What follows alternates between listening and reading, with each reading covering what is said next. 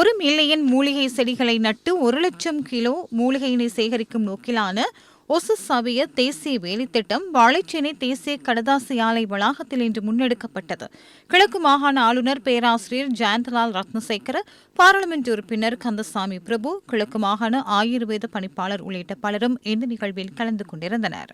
தேசிய மருந்து அப்படித்தானே சொல்றேன். அப்ப தேசிய மருந்து வெளிநாட்டில் இருந்து கொண்டு வருவாங்க. அது கொஞ்சம் பிரச்சனை தான், கொஞ்சம் இல்ல பெரிய பிரச்சனை தான். தேசிய மருந்து என்ற நாங்க சொல்றான் ஆயுர்வேதிக் டேப்லெட் கொண்டு வரும். அது இந்த ஈஸியா இந்தியால செய்ய இல்லை இந்த நாட்டில். அந்த நேரத்தில் அந்த அந்த பக்கத்திலே பார்க்கக்குள்ளே நாங்க கிழக்கு மாகாணத்திலே போன வருஷத்திலேயே ஆயுர்வேத டிபார்ட்மெண்ட்டுக்கு ஒரு 200 மில்லியன் ரூபாய்க்கு நாங்க அலோகேட் பண்ண இருக்கு.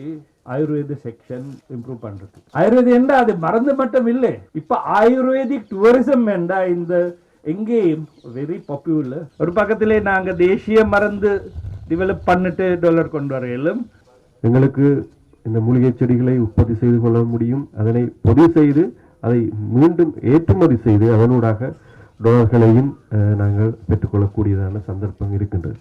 சுற்றுலாத்துறையும் சார்ந்து ஆயுர்வேதத்தையும் சார்ந்து இந்த வேலை திட்டங்களை முன்னெடுக்கும் போதும் கூட நாங்கள் டாலர்களை பெற்றுக்கொள்ள முடியதாக இருக்கும்.